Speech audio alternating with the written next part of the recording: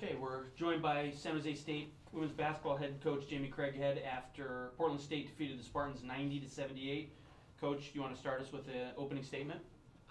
It's going to be rare that you could win a basketball game when you foul 27 times and you put your opponent on the free throw line 37 times. It's just not going to happen, especially when they shot a higher percentage. But ultimately, I've never seen anything like it. I don't know too many people who could give up that many opportunities on a free throw line. It's the highest percentage shot in basketball. They shot 81%. You can't foul. You can't foul. Looked like attacking that 3-2 defense, your team struggled all night and settled for jump shots. Is that kind of the reason they attacked you offensively? They got to the line. You settled for jump shots, only went to the line 10 times, made 7. Well, listen, they're playing a standing 2-3 zone.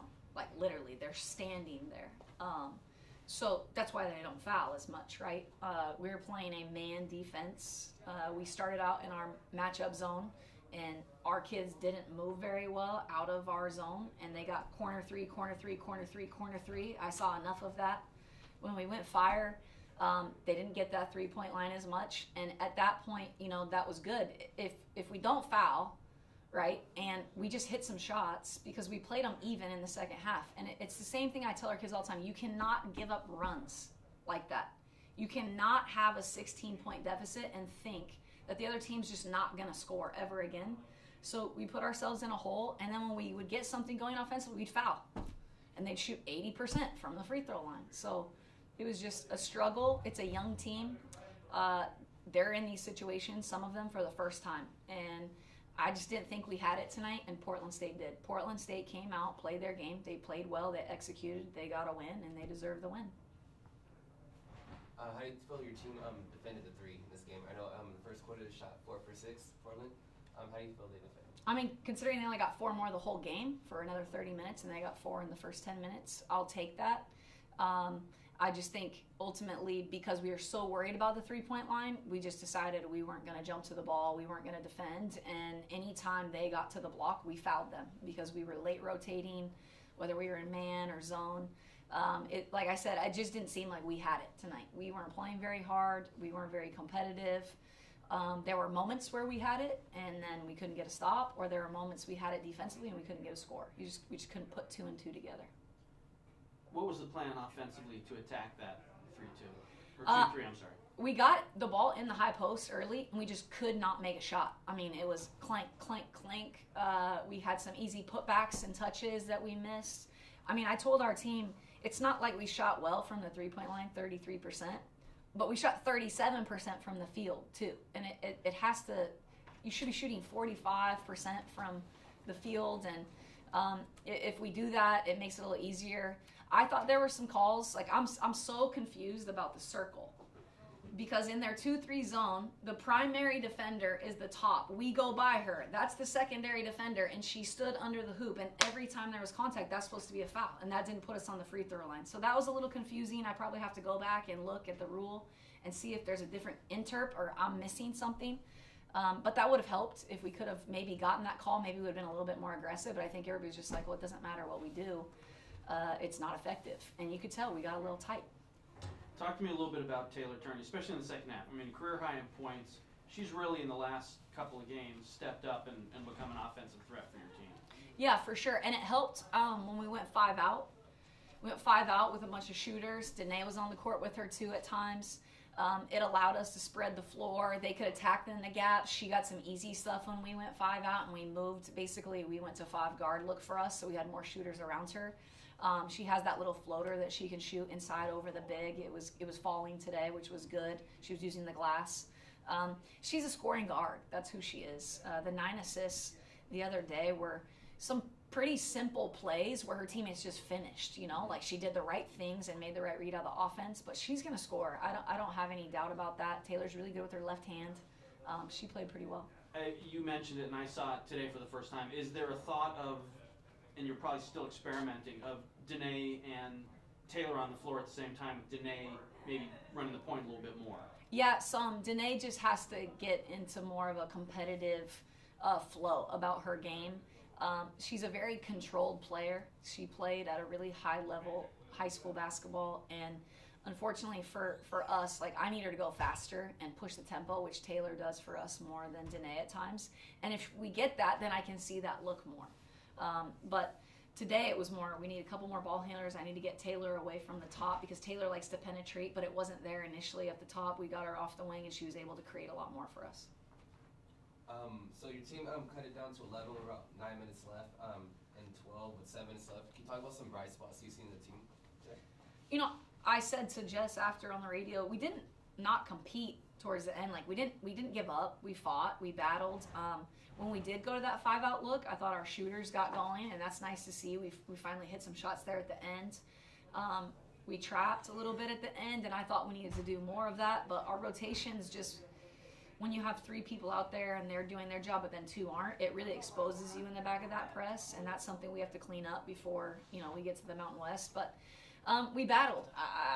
That's probably all I can say in terms of what I saw out there that was good, because again, you can't play one half of basketball. You can't play on one end of the court and not play the other, and that's all I saw all game long. So that was a little frustrating, and it's my job to tell them what we need to get better at, sometimes not what we need to have a bright spot about. 3 games in, have you seen a progression of things that you like? I know you've said the Mountain West is kind of what we're focusing on. Each one of these games is going to be a learning experience. What did you learn today? Listen, with a young group, we're going to be on a roller coaster, and that's what it feels like. Friday was better than today, and we took a little bit of a step backwards. So the roller coaster was going in the wrong direction, and we're going to have some highs and some lows. Hopefully we can make those, a little bit more minimal as we go along, and they turn into small valleys instead of big drop-offs that make my stomach hurt. But again, we're finding a mix. MK inside, I liked her inside. I like her physicality. I thought that one call, I don't know if I agree with it, but I'd rather have somebody be aggressive than not. I think I can work with that lineup with her inside. I need, a couple more of our 4s to get going so we have a punch inside, because that's really where we're struggling, I think. It really hurts us that we can't throw the ball in against the center of that zone and jump up and finish or get fouled. So I think that we can get better there. But I saw some lineups I liked today. I like that Annalise kept shooting the ball. I like that Megan went in and shot the ball. I like that Hallie finally hit a few. I thought Dre played really well tonight. I thought she did her job for the most part. And then, of course, my mind does her thing. But I'm going to challenge her to be better and better. And she needed there were some times I thought she could have taken over the game and didn't today. So your bench scored 9 points in the 4th quarter. Can you talk about late game adjustments and testing out different lineups maybe towards the end? Yeah, we were playing it. I tried a lot of different lineups there at the end, right? Like we played 5 out a little bit early in the first half in that 2nd quarter. Then we went back to it a little bit in the 3rd, and Dre and Hallie were both on the court at the same time. And then I had Lise, on the court with Danae and Taylor. We're going to have to get that look sometimes, that 5-out look. It hurts us though on the defensive end because it makes us really small. Like we're small before that, and then we're really small. But I liked mixing it up, and I saw some good things that I think we can build on the offensive end. And let's face it, that really, our offense let us down tonight, and then the fouling on the defensive end just made that magnified by 100. Coach, thank you very much. Good luck in Stockton this weekend. Thank you. Okay, we are here with student athletes Taylor Turney and Danae Marquez after the Spartans lose to Portland State 90-78. Ladies, it looked like you struggled all night on that 3-2 defense. What was going on? Taylor? Well, in the beginning, we were supposed to attack the holes and pitch out, and we had a certain offense that we were going to run. It didn't work as we planned, but we found ways to do as much as we could. They were just punching back as we were punching, and we couldn't really get a momentum going. You guys had a couple good spurts down the end of the game. Can you talk about how you guys kept keeping each other together and continue to play as a team? Yeah, we're a family, and families stick together through thick and thin. So we had each other's backs, and we were telling each other, let's go, let's get in it, and so the momentum carried, and I think it showed on the court. Offensively, looked like you guys settled for jump shots. They attacked, went to the line 37 times. They made 30, had a 23-point advantage on you. Was that kind of the difference?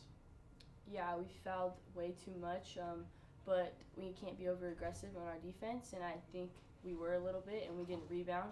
They had a lot of putbacks. Taylor, Free throws definitely hurt us.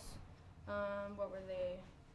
They were high 80s to shoot, and we need to definitely limit fouling because that was the game. it was just numbers. They just hit the line more than you. Yep. How disappointing or how distressing, how much does it struggle where you hit a couple threes, you seem to be getting some momentum, and they come right back. They move the ball efficiently and then hit those threes.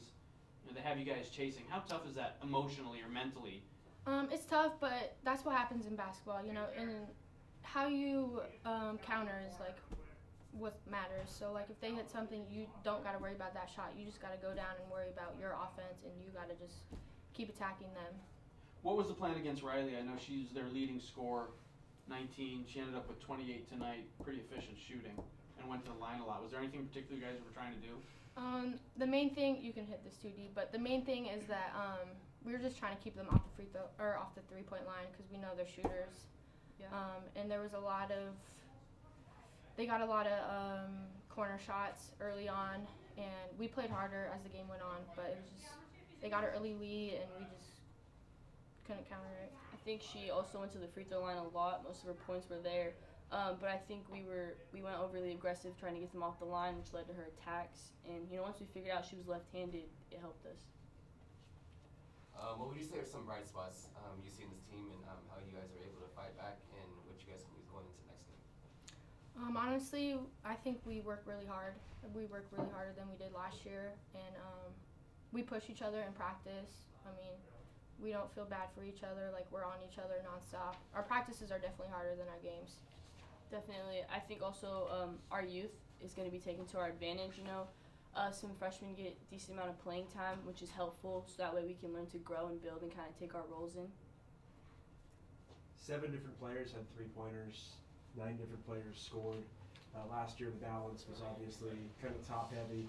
How good does it feel to have kind of a full complement of players who can fill it up? It's really nice, especially as point guards. Usually all the load is on us, you know. So a little bit is off because we have other people that we can dish to and they can score. I think it also makes our team more versatile, and we have way more weapons. You know, kick to Hallie, kick to Dre, kick to Annalise, and you know you got to close out on all 3 of them. They can all shoot the ball. Don't forget your girl Megan. Money. Okay, ladies, thank you very much.